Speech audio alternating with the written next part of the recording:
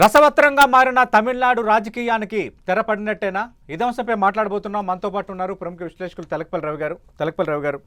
మనం చూస్తున్నాం, మే 4న ఫలితాలు వచ్చాయి. ఈరోజు 9వ తారీఖు, దాదాపు 5 రోజులు గడిచిపోయింది. ట్విస్టుల మీద ట్విస్టులు ఏం లేదు. ఇంకా విజయ్కి లైన్ క్లియర్ అయిపోయింది. సింగిల్ లార్జెస్ట్ పార్టీ కాబట్టి గవర్నర్ ఆహ్వానం పలుకుతారు, ఆయన ప్రమాణ స్వీకారం చేస్తారు, బల నిరూపణకు ఒక 2 వారాలు 3 వారాలు గడువిస్తారు. ఇంతకు మించి ఏం జరగదని చాలామంది అనుకున్నారు. కానీ రకరకాల ఈక్వేషన్స్ అన్ని తెర ముందుకు వచ్చేసాయి. డిఎంకే అన్నా డిఎంకే మళ్ళీ కలుస్తారు, పాత ఈ ద్రావిడ గొడవలు ఇవన్నీ మొత్తం పక్కన పెట్టేస్తారని, వేరే తరహా రాజకీయం జరుగుతుందని, ఇలా అంతా జరిగింది. చివరికి నిన్నటి నుంచి కొంత అటు ఇటుగా ఉన్న వీసీకే పార్టీ మద్దతుతో ఈరోజు కొంత లైన్ క్లియర్ అయినట్టుగా కనిపిస్తోంది. మీ అంచనా ఏంటి సార్? ఇంకా లైన్ క్లియర్ అయినట్టేనా? ఇంకా ఏమైనా అవుటర్ సిగ్నల్లో ఈ ప్రభుత్వం అనే ఈ రైలుకి సిగ్నల్ ఏమైనా పడి ఉందా? అంటే ఇప్పుడు ఈయన సిగ్నల్ ఇవ్వాలంటే ఈయనకు సిగ్నల్ రావాలి. ఇప్పుడు ఈయనకు పైనుంచి సిగ్నల్ వచ్చిందా లేదా తెలియదు. ఎందుకంటే గవర్నర్ స్వతంత్రమైన వ్యవస్థ కాదు. నిజానికి కేంద్రం నియమిస్తే కేంద్రం చెప్పినట్టు కేంద్రం ఆదేశాలు అన్ని లెక్కలు తీసుకోవాలి. రాజ్యాంగ రీత్యా కూడా మన దేశంలో అది ఇంకా ఎక్కువ అయిపోయింది. మీరు అన్నట్టుగా ఎందుకు వచ్చింది గందరగోళం? అందరూ అలా జరుగుతుంది అనుకోవటమే కాదు, జరగాలని కూడా అనుకున్నారు. చాలా స్పష్టంగా 107 స్థానాలతో జనాకర్షణతో కొత్తదనంతో వచ్చాడు. అది వరకు ఉన్న 2 పెద్ద పార్టీలు అవి దెబ్బతిన్నాయి. కేంద్రంలో ఉన్న పార్టీ వాళ్లకు రాలేదు. ఈ సమయంలో సమీపంలో ఎవరు లేరు. ఏదో పోటాపోటీగా ఉంటే అట్లాంటిది ఏం లేదు. ఇప్పుడన్నా కొంచెం అదే పనిగా ఇంత వ్యవధి ఇచ్చాక కూడా అదేం రాలేదు. కాబట్టి ఇది కావాలనే ఒక జాప్యం చేయటం లాగా కనిపించింది. అంటే ఉన్న ఫలానా ఏదో కూర్చోబెట్టడం కాకుండా చేయాలని. నిజంగా ఇప్పుడు వీసీకే పార్టీ, నిన్న ఉభయ కమ్యూనిస్ట్ పార్టీలు, కాంగ్రెస్ మొదటే వీళ్ళందరూ ఇచ్చాక 3 జాతీయ, ఇప్పుడు మనం మాట్లాడుతున్నప్పుడు ఐయుఎంఎల్ కూడా మద్దతు తెలిపింది, వాళ్ళు ఒక 2 సభ్యులు. కాబట్టి ఇక్కడ ఏం 120కి చేరింది. అవును సతీష్, ఇక్కడ ఒక ముఖ్యమైన అంశం తెర ముందు తెర వెనుక ఉండేది కనపడింది ఏంటంటే, ఎందుకు ఈ ఆలోచనలో వీసీకే ఐయుఎంఎల్ మీద ఒత్తిడికి గురయ్యాయా? కమ్యూనిస్టులు కాంగ్రెస్ అంటే ఎవరు ఒత్తిడి చేయలేరు, వాళ్ళ రాజకీయ నిర్ణయం వాళ్ళు తీసుకున్నారు. కాంగ్రెస్ మొదటే చెప్పేసింది. నిజానికి కాంగ్రెస్లో ఒక వర్గం ముందు నుంచి విజయ్తో వెళ్ళాలి అన్న ప్రతిపాదన కూడా కాంగ్రెస్లో నడిచింది. అందుకే రాహుల్ గాంధీ తటపటాయింపులు లేకుండా వెంటనే అభినందనలు చెప్పేసి ఇటు తిరిగారు. దాంతో కొంచెం డిఎంకే మనసును నొచ్చుకున్నా, కానీ వాళ్ళకి ఒకటి ఉంది కదా, వ్యతిరేక ప్రభుత్వం రాకూడదు. కాబట్టి ఈ సమయంలో నేను అనుకోవటం వీసీకే మీద, ఐయుఎంఎల్ మీద కొన్ని రకాల ఒత్తిళ్లు వచ్చి ఉండాలి. ఈ సమయంలో హార్స్ ట్రేడింగ్ అంటారు కదా, సమయం గడిచే కొద్దీ సతీష్కి ఒక ఆలోచన రావచ్చు, రవికి ఒక ఆలోచన రావచ్చు, అటువంటి జరిగింది. కానీ ఇక్కడ విజయ్కి ఎంత బలం ఉంది అంటే సంఖ్యాబలం, అటువంటి వాడికి ఎవరు మొగ్గు చూపలేదు. ఎందుకు అనవసరంగా మనం అభాస్పాలు అవుతాము అని.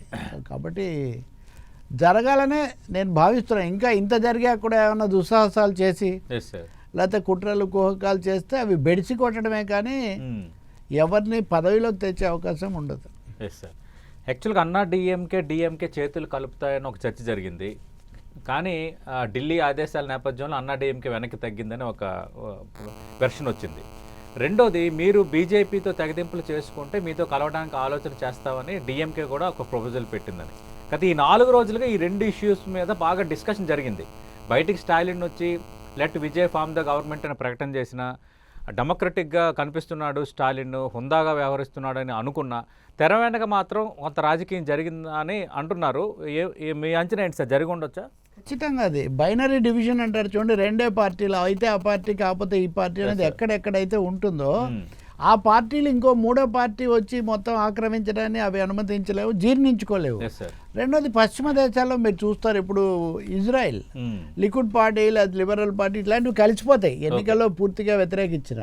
భారతదేశంలో కూడా వెంకటరామన్ రాష్ట్రపతిగా ఉన్నప్పుడు నేషనల్ గవర్నమెంట్ అని అందరితో ప్రభుత్వం పెడతాను ఒక విఫలయత్నం చేశారు. కాబట్టి ఇలాంటి ప్రయోగాలకు తమిళనాడులో అవకాశం లేదు. ఎందుకంటే ఆగర్భ శత్రువులాగా అక్కడ పెట్రోల్ పోసుకోవడాలు, రకరకాలుగా విపరీత ఘటనలు మనం చూస్తుంటాం కదా.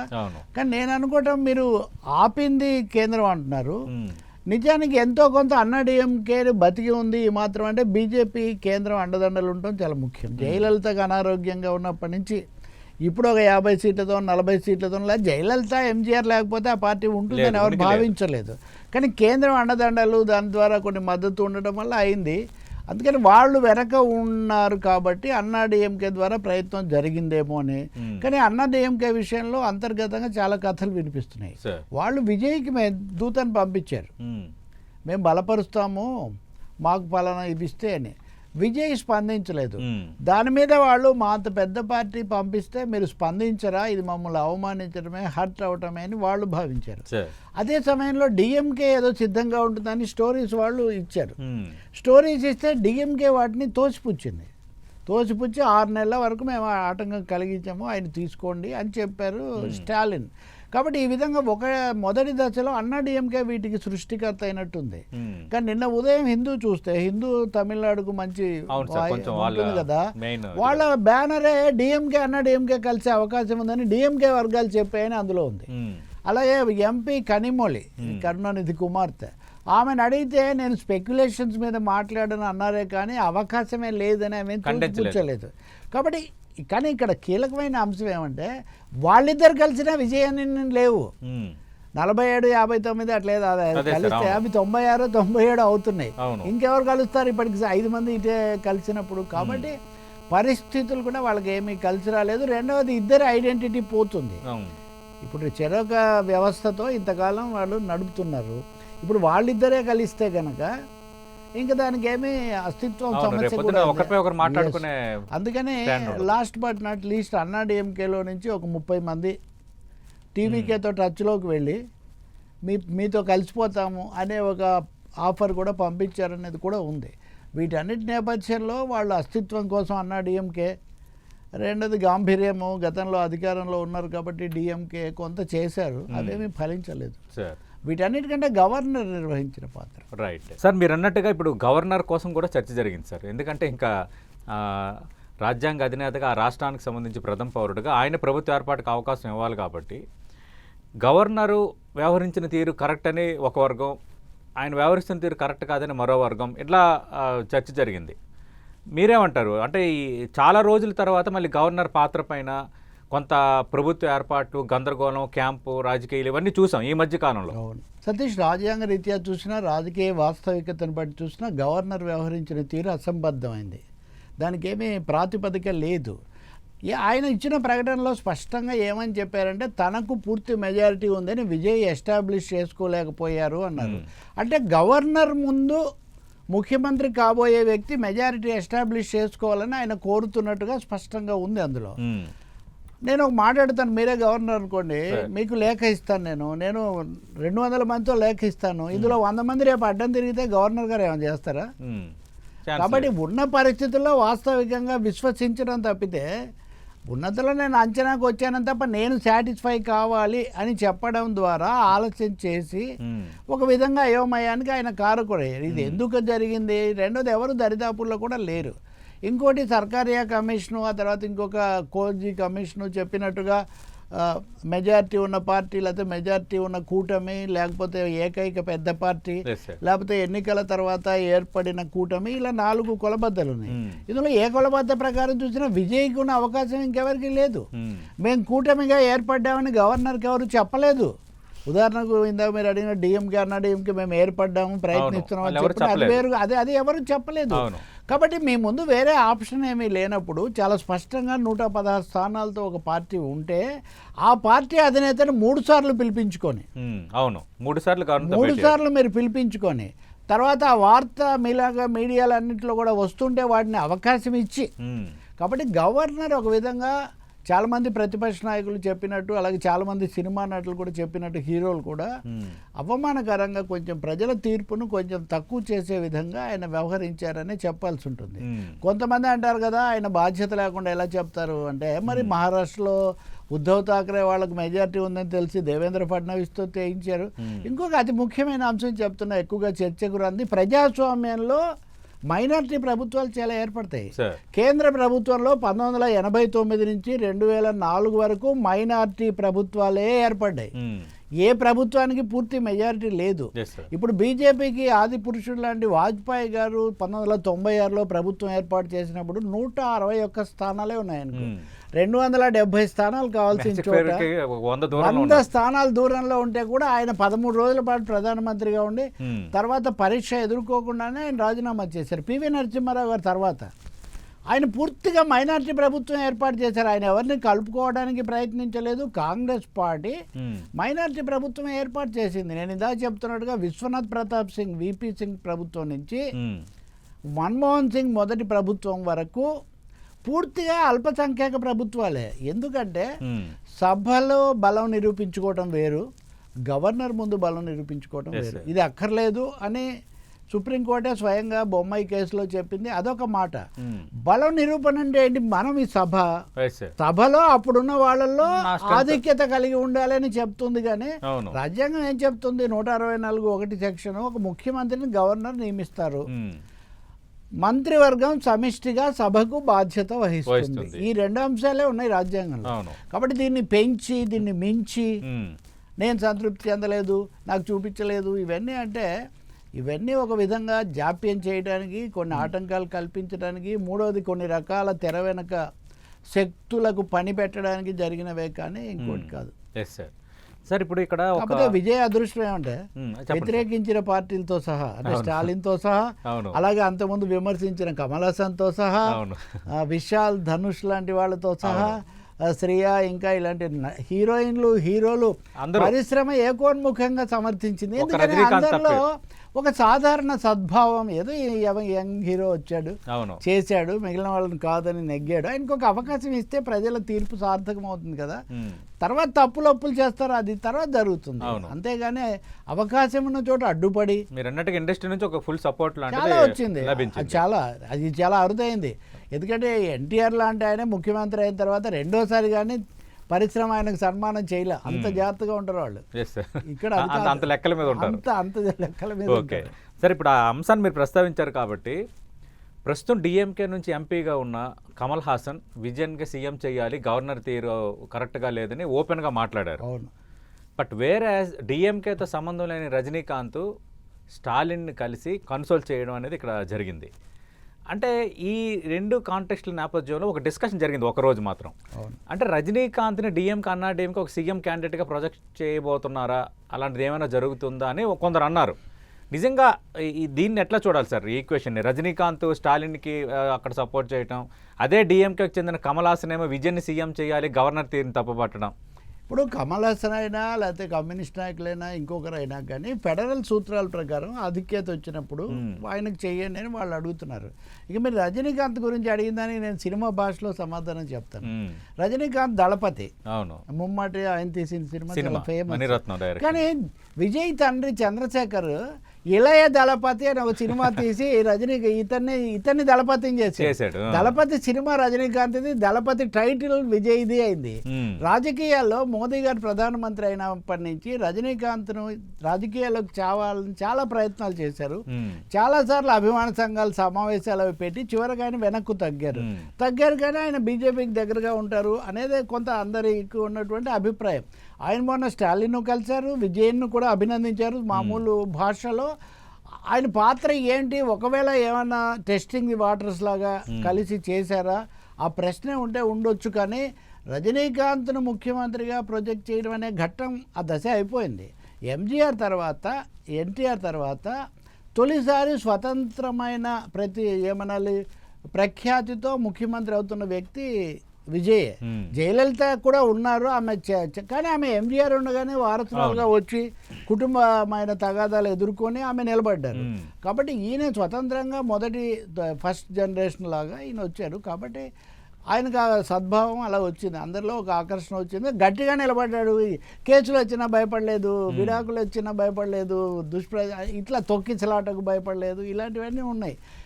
ఎప్పుడైనా నిలబడిన వాడు జీతా పోయి సిక్కిందర్ అని ఎవరైతే నిలబడతారో వాళ్ళని జనం ఇష్టపడతారు సహజంగా.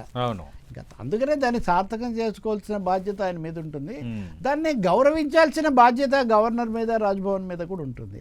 సభలో నిరూపించుకోలేకపోయారనుకోండి, ఆయన ఇప్పుడు వాజ్పేయి గారే ఉన్నారు, 161 మందితో తిరిగాక ఆయన సభలో ఆ రోజు పెద్ద ప్రసంగం చేశారు. ఏంటంటే అందరు నన్ను తప్పుపడుతున్నారు, రాష్ట్రపతి నన్ను పిలిచి ప్రయత్నిస్తావా అన్నారు, ప్రయత్నిస్తానన్నారు, ఇప్పుడు జరగలేదు, నేను ఇప్పుడే వెళ్ళి రాజీనామా ఇస్తున్నానని ఆయన లోక్సభ నుంచి నేరుగా డెమోక్రాటిక్ గానే మాట్లాడారు. అంటే తీసుకున్నప్పుడు లేదంటే అప్పుడు చర్చ కూడా జరిగింది కదా కొంచెం. మాట్లాడారు. అవును. కాబట్టి నేను చెప్పేది ఒకవేళ విజయ్ గనక సఫలం కాలేదనుకోండి, అవును. ఏమవుతుంది, ఆయన రాజీనామా చేసి అప్పుడే వెళ్ళిపోతారు. కాబట్టి ఇక్కడ దాన్ని ఏదో విజయ్ని చాలా తక్కువగా, అసలు ఏదో అతుకుల బోంతలాగా ఎవరో ఒకరి వాళ్ళ దగ్గర తిరిగారు, వీళ్ళ దగ్గర తిరిగారు, తక్కువ చేయడం, ఒక విజయాన్ని కానీ ఒకరు సాధించిన దాన్ని కానీ ఒకరికి ఉన్న ప్రజాభిమానాన్ని కానీ తక్కువ చేయడం అన్నది ప్రజాస్వామ్యంలో మంచిది కాదు. ఇంకొకటి విధానపరంగా కూడా ఆయన బీజేపీకి, డిఎంకేకి, అన్నా డిఎంకేకి ఎదురుగా నిలబడ్డారు. అవును. మతాలు సనాతనం అని చర్చ జరిగిన చోట 3 మతాల సింబల్స్ తను పెట్టుకున్నాడు. నా పేరు జోసెఫ్ విజయ్ అని గట్టిగా ప్రకటించారు. కాబట్టి ఏ విషయంలో ఆయన వెనక్కు పోలేదు. అందుకని తప్పకుండా Vijay deserves first chance and main chance. రెండోది ఇప్పుడు సరే సార్, ఇప్పుడు డిఎంకే అన్నా డిఎంకే కలిసే ప్రయత్నాలు, తర్వాత తెర వెనక వాళ్ళని కలపాలని కొందరు చేసిన ప్రయత్నాలు జరిగాయి, జరగలేదనేది ఒక కాంటెక్స్ట్. ఇప్పుడు నెక్స్ట్ ఈ స్పీకర్ ఎంపిక అప్పుడు ఒకవేళ డిఎంకే అన్నా డిఎంకే కలిసి రాజకీయం చేసే ఛాన్స్ ఏమైనా ఉంటుందా? ఇందాక మనం అనుకున్నాం కదా, వాళ్ళిద్దరు కలిసినా వీళ్ళకంటే ఎక్కువ ఛాన్సులు లేదు. మనకు ప్రజాస్వామ్యంలో విన్నర్ టేక్స్ ఆల్ అని ఒక ఫిలాసఫీ, అంటే విజేతతో అన్ని వెళ్ళిపోతాయి. ఒక సమయంలో మీరు ఎప్పుడైతే ప్రభుత్వ అధినేతగా ప్రజాభిమానంతో మీరు ముందుకు వచ్చేస్తారో, ఎందుకు ఇప్పుడు కోరి వాళ్ళ ప్రతిపక్షంలో రెండో ప్రతిపక్షం, మూడో ప్రతిపక్షంతో కలవాల్సిన అవసరం ఎవరికైనా ఏమొస్తుంది?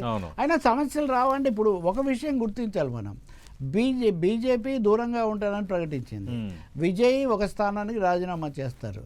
కాబట్టి ఇప్పుడు 2 స్థానాలు తగ్గుతాయి, మిగిలిన వాటిలోనే మెజారిటీ. ఇప్పుడు నేను చూపిస్తున్న మెజారిటీ ఒక సీట్ అదనంగానే ఉంటుంది, ఎందుకంటే 2 ఖాళీ అవుతాయి. కాబట్టి ఆ 2ను మైనస్ చేసి తమిళనాడు శాసనసభ 120 కూడా అయ్యాయి. కాబట్టి ఖచ్చితంగా వాళ్ళకంటే ఇక్కడ ఎక్కువగా ఉంటుంది. అదే డెఫినెట్గా వాళ్ళు ఇంక ప్రభుత్వాన్ని, పైగా ఇన్ని దెబ్బలు తిని ఇన్ని ప్రయత్నాలు చేసిన తర్వాత కూడా ఇంకా అలాంటి దుస్సాహసాలు చేస్తే రాజకీయంగా మూల్యం చెల్లించాల్సి వస్తుంది. కాబట్టి నిలబడమే ఇక్కడ ముఖ్యమైనది. రెండోది ఈ పద్ధతి, ఇప్పటికి చాలాసార్లు ప్రభుత్వాలను ఆపడాలు, అడ్డుకోవడాలు ఇవన్నీ కూడా జరిగాయి. కానీ ఈ విధంగా సిట్ స్టాండ్ పద్ధతిలో తిప్పుకోవటము, సాయంత్రానికి నోట్ విడుదల చేయటము, ఇట్లాంటివి జరగలేదు. కొంచెం అది నిన్న రాత్రి కూడా అనిశ్చితి ఏర్పడింది విజయ్ ప్రమాణ స్వీకారం మీద అంటున్నప్పుడు రాజ్భవన్ వర్గాలు మీడియాకు అధికారికంగా చెప్పాయి. మరి అలాంటప్పుడు ముందే మేము చెప్పిన తర్వాత ప్రమాణ స్వీకారం చేసుకోండి అని చెప్పాలి. కానీ మీరేమో గో హెడ్ అని చెప్పి ఇటువైపు నుంచి ఏమో మాకు ఇది చాలా సరైన పద్ధతి కాదు. కానీ చివరికి ఒక మాట చెప్పాలి, చెన్నారెడ్డి తమిళనాడు ముఖ్యమంత్రిగా ఉండి జయలలిత ప్రాసిక్యూషన్కి అనుమతి ఇచ్చిన రోజు నుంచి విద్యాసాగర్ రావు గారు తమిళనాడుకు తాత్కాలిక గవర్నర్గా ఉండి అప్పుడు ఎవరిని ముఖ్యమంత్రిని చేయాలన్నప్పటి నుంచి తమిళనాడులో రాజ్భవన్కు ప్రభుత్వాల ఏర్పాటు అనే విషయంలో మటుకు ఒక వివాదగ్రస్తమైన ఇష్యూ నడుస్తూనే ఉంది. రైట్ సార్, ఇప్పుడు ఎలా ఉండొచ్చు అని ఇదంతా ఒక ఎత్తు. సరే, ఇప్పుడు విజయ్కి లైన్ క్లియర్ అయింది. 67 నుంచి కొనసాగుతున్న ఈ ద్రవిడ్ పాలిటిక్స్కి మొత్తం బ్రేక్ వేస్తూ ఒక కొత్త ఆస్పెక్ట్ని కోరుకున్నారు, ఒక కొత్త ఆల్టర్నేటివ్ని చూశారు. ఇక ఎలా ఉండబోతుంది తమిళనాడు రాజకీయ స్వరూపం? అంటే ఖచ్చితంగా ఇప్పుడు ఈయన కూడా ఎవరో అంటున్నారు రాత్రి ఒక న్యాయమూర్తి చర్చలో, కజగం అని పెట్టుకున్నాడు ఈయన కూడా. ద్రవిడ పెట్టుకోలేదు కానీ కజగం అంటే సెకండ్ పార్ట్ పెట్టుకున్నాడు ఆయన. కానీ కజగం అని పెట్టుకోకపోతే అక్కడ కుదరదు. కాబట్టి మరో రూపంలో, కొత్త రూపంలో విజయ్ దానికి ప్రాతినిధ్యం వహించాల్సి వస్తుంది. రెండవది ఒక మాజీ మేధావి, మాజీ అధికారి, ఆయన రాస్తున్నారు, మాజీ ఐఏఎస్ అధికారి, విజయ్ గెలవటం చాలా ఆందోళనకరం అని. సార్, ప్రజాస్వామ్యంలో మీ అభిప్రాయాలు, సిద్ధాంతాలు ఏమైనా కానీ వాళ్ళు గెలవడం ఆందోళనకరం, వీళ్ళు గెలవడం ఆందోళనకరం అనే అవకాశం లేదు. దాన్ని సరిగ్గా ఉంచేందుకోసం చేయాల్సిందే. ఆయన వాగ్దానాలు కొంచెం ఎక్కువగా ఉన్నాయి, అది ఇది చెప్తున్నారు. అవి అమలైనప్పుడు ఆయన సభకు, ప్రజలకు జవాబుదారీగా ఉండాలి, వాగ్దానాలు నిలబెట్టుకోవాలి. ముఖ్యమైన అంశం నార్త్ సౌత్ డివైడ్లో ఇక్కడ బీజేపీ నెరేటివ్ ఎక్కువగా నడవద్దు. ఎందుకంటే తెలంగాణలో కాంగ్రెస్ ప్రభుత్వం, కర్ణాటకలో కాంగ్రెస్ ప్రభుత్వం, కేరళలో, కర్ణాటక 3 రాష్ట్రాల్లో, తమిళనాడులో ఇప్పుడు ఇది వస్తుంది. ఆంధ్రప్రదేశ్లో వాళ్ళు భాగస్వాములుగా ఉన్నప్పటికీ తెలుగుదేశం ప్రభుత్వం నాయకత్వం వహిస్తున్నటువంటి విషయం. కాబట్టి ఈ క్రమంలో చూస్తే విజయ్ బహుశా రాజకీయాలు అనుసరించకపోవచ్చు, కానీ సత్సంబంధాలు పాటిస్తారు. మోదీ అభినందనలకు కృతజ్ఞతలు తెలుపుతూ మీరు అన్ని విధాలా సహకరిస్తారని నేను ఆశిస్తున్నానని చెప్పారు.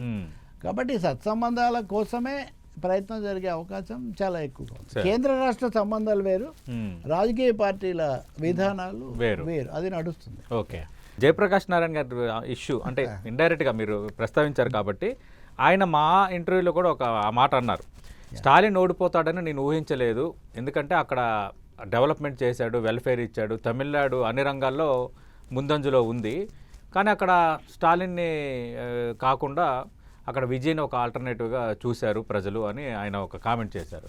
అంటే ఆ కామెంట్గా ఆయన ఒక నెరేటివ్ కూడా చెప్తున్నారు. అదేమంటే ఈయన 2000 ఇస్తానన్నారు, ఇంకోటి అన్నారు, అలవి మీరిన శృతి మించిన వాగ్దానాలు చేశారు. ఇప్పుడు ఇంకా కొంచెం తగ్గారు, కానీ గతంలో అయితే ప్రజలను బిచ్చగాళ్ళని చేస్తున్నారు, ఇటువంటివి మాట్లాడేవాళ్ళు. వీళ్ళందరికీ నేను గతంలో చెప్పా, ఇప్పుడు కూడా చెప్తున్నా, లక్షల కోట్ల రూపాయలు కార్పొరేట్లకు రాయితీలు ఇస్తే, భూములు 90 చాలా తక్కువ ధరలకు ఇస్తే వాటిని ఏమీ తప్పు పట్టడం లేదు, కానీ నిరుద్యోగులకు కాస్త డబ్బులు ఇస్తే, ముసలివాళ్ళకు పింఛన్లు ఇస్తే, పేదవాళ్ళకి ఏవో సదుపాయాలు కల్పిస్తే బిచ్చగాళ్ళు అయిపోతారు. ప్రజలు బిచ్చగాళ్ళు అయ్యారంటే అది ఆ వ్యవస్థ యొక్క తప్పు. వీళ్ళని ఏమంటాం మరి, ఘరానా వాళ్ళను. కాబట్టి అందులో విజయ్ చేసిన వాటిని దశల వారీగా అమలు చేయొచ్చు. ఇప్పుడు అన్ని ప్రభుత్వాలు ఏది 6 గ్యారెంటీస్ 5 గ్యారెంటీస్ అంటున్నారు, 1 by 1 వాళ్ళు అమలు చేస్తారు. ఆర్థిక లెక్కలు చూసుకోవాలి. రెండవది, రాష్ట్రాలకు ఆర్థిక పరిస్థితి సరిగా లేదు. దేశంలో చాలా రాష్ట్రాలు, తమిళనాడు ఉన్నంతలో కొంత ముందు నుంచి కూడా దానికి బ్రిటిష్ కాలం నుంచి అది ఉంది. కాబట్టి దాన్ని చూసుకొని జాగ్రత్తగా ఇండస్ట్రియల్ గ్రోత్ ఇప్పుడు దేశంలో నెంబర్ 1 స్థానంలో. కానీ ఇతర అంశాలు, రాజకీయ అంశాలు స్టాలినే గెలుస్తారు అని ఎలా చెప్పగలుగుతాం? ప్రజల తీర్పు, ప్రజాస్వామ్యం మీద మనం నమ్మకం ఉంటే ప్రజల యొక్క తీర్పును మనం గౌరవించాల్సి ఉంటుంది. వాళ్ళ అనుభవాలు అటువైపు నడిపించాయి. ఇంకో ముఖ్యమైనది, కేరళలో, తమిళనాడులో కానీ అస్సాంలో కానీ ప్రతిపక్షాల ఐక్యత, వాటి మధ్య ఆలస్యం, ఇట్లాంటి వాటి వల్ల కూడా ఓట్ల చీలికలు ఇవన్నీ. సర్ర అనేది బెంగాల్తో పాటు తమిళనాడులో కూడా అమలు జరిగింది, భారీగా అమలు జరిగింది.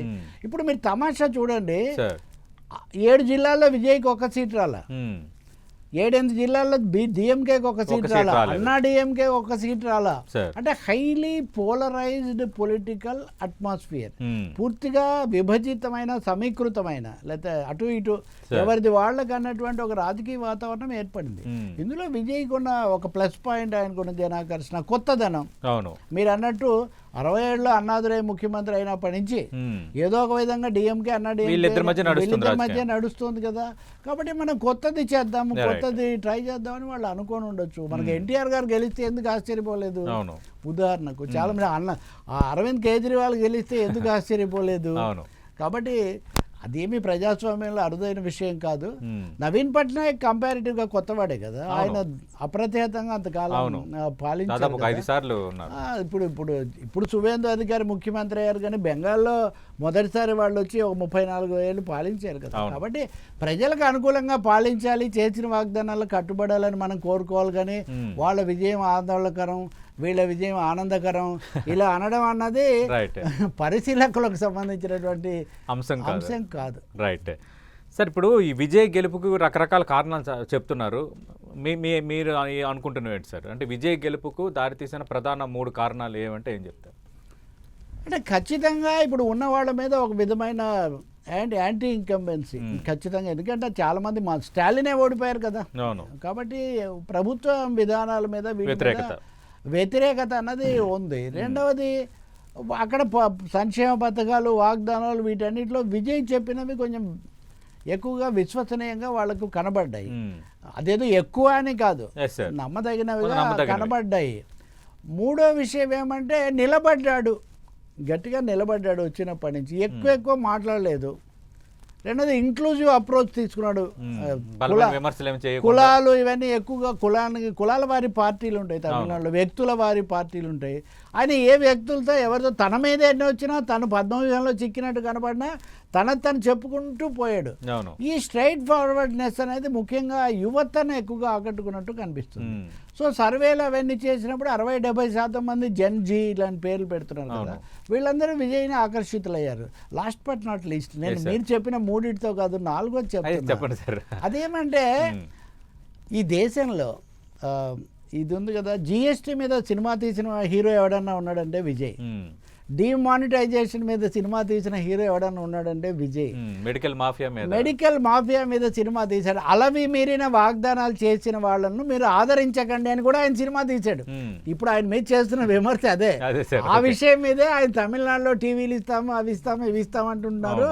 మీరు వాటిని చూసి ఓటేయకండి. కాబట్టి ఇవన్నీ వాళ్ళ నాన్న చంద్రశేఖర్ ఇందాక నేను చెప్పినట్టే ఈయనని ఇళయ దళపతిగా ప్రతిష్ఠించడం కోసం ఒక క్రమ పద్ధతిలో ఒక సోషల్ ఇంజనీరింగ్, ఫిల్మ్ ఇంజనీరింగ్ కూడా చేశారు. ఎన్టీఆర్ తెలియకుండానే అన్ని సినిమాల్లో ఆయన పేద ప్రజల తరఫున నిలబడి మనకు ఒక హీరో ఇమేజ్. మనకు నాగేశ్వరరావు అంటే ఒక త్యాగశీలి ప్రేమికుడు, దేవదాసు, ప్రేమ్ నగర్ గుర్తొస్తాయి. రామారావు గారు అంటే ఒక ఫైటర్, ఒక సాంఘిక కథానాయకుడు, అదే పౌరాణికాలో దేవుడి పాత్రలు, సినిమాల్లో జానపదాలు అయితే ప్రజల తరఫున నిలబడి సేనాపతిని నిలది ఇట్లా. విజయ్ కూడా అలాంటి ఒక ఇమేజ్ ముందే సంపాదించుకున్నాడు. సో ఇవన్నీ కలిసి ఆయన విజయానికి దారి తీసి తొణక్కుండా ఉండే వ్యక్తిత్వం. అయిన దానికి కాని దానికి కంగారు అది చేయలేదు. నా విధానం ఇది, నేను ఇలాగే ఉంటానన్నాడు.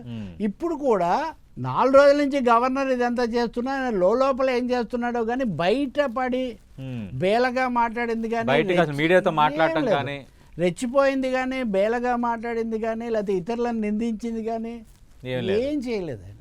అప్పుడు ఇవన్నీ ఆయనకు ఒక కొంత సంయమనము, కలుపుకుపోయే ఒక ఇంక్లూజివ్ అప్రోచ్. అది ప్రజలకు ఇప్పుడు మన దేశానికి కావాల్సింది కూడా భిన్న మతాలు, విశ్వాసాలు ఇవన్నీ ఉన్నాయి ఈ దేశంలో. అది కూడా ఉంది. ఆ ఫ్యాక్టర్ కూడా ఆ ఫ్యాక్టర్ కూడా పనిచేసింది. ఆయన కొంచెం అణగారిన వర్గాలు వీటి నుంచి కొత్త యువస్వరం అనే ఒక భావన, ఇవన్నీ కలిసి ఆయన విజయానికి దారితీస్తాయి. అంటే విజయ్కి ఎదురు కాబోయే సవాళ్ళు ఏంటి?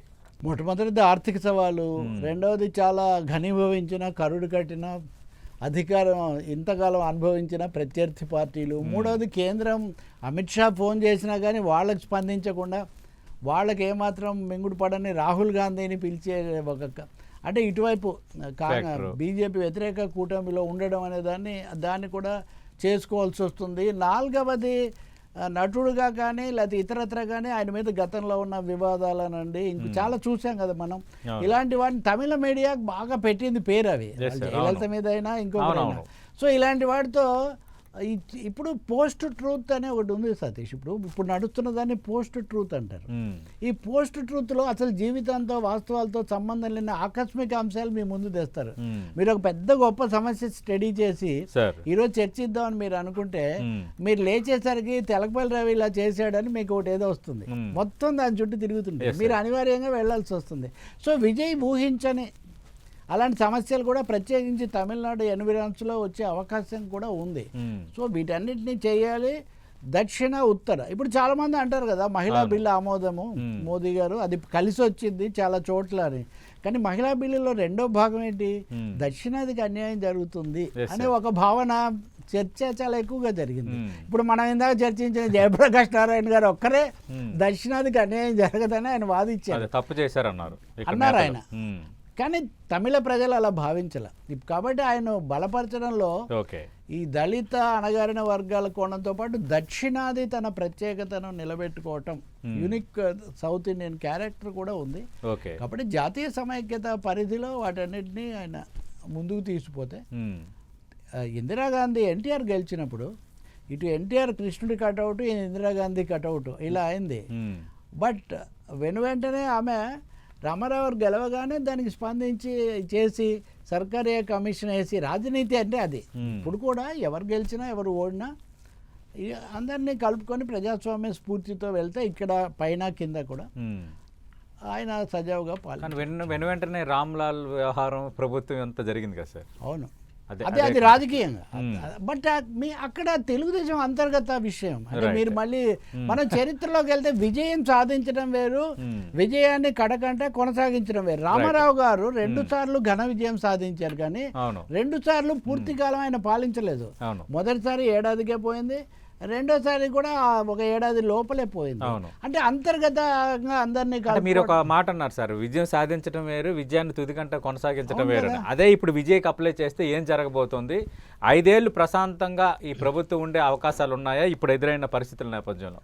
ప్రజాస్వామికంగా ఉంటే ఇప్పటికి కాలం చాలా మారింది, చాలా అనుభవాలు, చాలా డక్కాముక్కీలు వచ్చాయి. తమిళ ఇప్పుడు అన్నా డిఎంకే కూడా మనం ఇద్దరం లేరు కాబట్టి ఆయన ఉంటేనే జరగని అనుకునే ఒక అవకాశం కూడా థర్డ్ పార్టీ ఇద్దరి మధ్య మూడో వాడికి లాభం అని గెలిచిందే ఆ విధంగా కదా. అవును.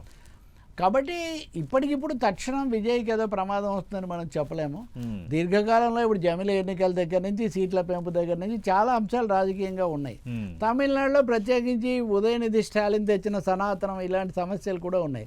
మీరు ఆశ్చర్యకరమైన చూడండి, సార్. ఉదయనిధి స్టాలిన్ గెలిచాడు, స్టాలిన్ ఓడిపోయాడు. అవును. ఎవరైతే ఈ అంశం తెచ్చారో అవును, కొడుకు అతను గెలిచాడు, గెలిచాడు తక్కువ మెజార్టీతో, అతనే రేపు ప్రతిపక్ష నాయకుడుగా ఉంటాడు. So it will be A brand new assembly. కాబట్టి వాటిలో ఈ ఘర్షణలు అన్నట్టుగా జరుగుతాయి. వీళ్ళిద్దరు గతంలో మిత్రులు, రెండోది ఇద్దరు సినిమా హీరోలు, ముఖ్యమంత్రి ప్రతిపక్ష నేత ఇద్దరు హీరోలు కాబోతున్నారు అసెంబ్లీలో. ఖచ్చితంగా ఒక ఇంట్రెస్టింగ్ ఖచ్చితంగా ఎస్ ఇంట్రెస్టింగ్ ఫ్యాక్ట్ అది. పైగా యంగ్స్టర్స్ కూడా. అవును, యంగ్స్టర్స్. ఖచ్చితంగా యంగ్స్టర్సే. కాబట్టి తమిళనాడులో కొత్త పాఠాలు అందించే అవకాశం చాలా ఎక్కువగా ఉంది. వాగ్దానాలు నిలబెట్టుకోవాలి, విశ్వసనీయంగా ఉండాలి, హుందాతనం కాపాడుకోవాలి. ఇవన్నీ చేస్తే పైగా దేశం ముందు చాలా నెరేటివ్స్, చాలా అంశాలు వస్తున్నాయి. కాబట్టి అవును, నేను అనుకుంటున్నా అతను ఒక ఆధునికుడుగా ఈ అంటే ప్రారంభ ఘట్టంలోనే ఆదిలోనే హంసపాద్ అని వచ్చిన వాటిని ఎదుర్కొన్నాడు. కాబట్టి రైట్. ఆయన పాఠాలు నేర్చుకునే ప్రవేశిస్తున్నాడు. అంటే దేన్ని ఇంక ఎదుర్కోగలడు. ఎదుర్కోవడం ఇది ఆయనకు మంచిదే. రైట్. ఇది అంత్య నిష్ఠూరం కంటే ఆది నిష్ఠూరం మేలని. అవును, ఆది నిష్ఠూరం అయిపోయింది. అవును. సో తర్వాత నిలబడడానికి ఇది చాలా పనికి వస్తుంది. Yes sir. Thank you Telakapalli Rao గారు. మనం చూస్తున్నాం తమిళనాడు పరిణామాలు, అలాగే విజయానికి కారణాలు, అలాగే విజయ్కి ఎదురుకాబోతున్న సవాళ్ళు. అంతకు మించి ప్రతి అంశాన్ని చాలా ఈజీగా ఎదుర్కొన్నాడు, పటిష్టంగా బలంగా ఎదుర్కొన్నాడు. కాబట్టి ఆయనకి ఇప్పుడు జరిగిన పరిణామాలు అనేవి ఒక నెట్ ప్రాక్టీస్ లాగా అయిపోయాయి. కానీ ఆడాల్సిన ఆట గ్రౌండ్లో ఇక బెస్ట్గానే ఆడుతాడు. డిఎంకే ఉన్న కాంటెక్స్ట్, రెండోది ఒక భావంతో ఆ రెండు విడిపోయిన నేపథ్యంలో ఆ రెండింటి నుంచి అంత సమస్య ఉండకపోవచ్చు, పరిపాలన పరంగా ఉండొచ్చు, ఆర్థిక సవాళ్ళు అయితే కొనసాగొచ్చు. బట్ విజయ్ రాక్ అనేది కొత్త డైమెన్షనే తమిళనాడుకే కాదు, ప్రజెంట్ ఉన్న ఇండియన్ పాలిటిక్స్ కానీ తెలకపల్లి రావు గారు అంటున్నారు. ఇది తెలకపల్లి రావు గారితో 10 టీవీ ప్రత్యేక విశ్లేషణ.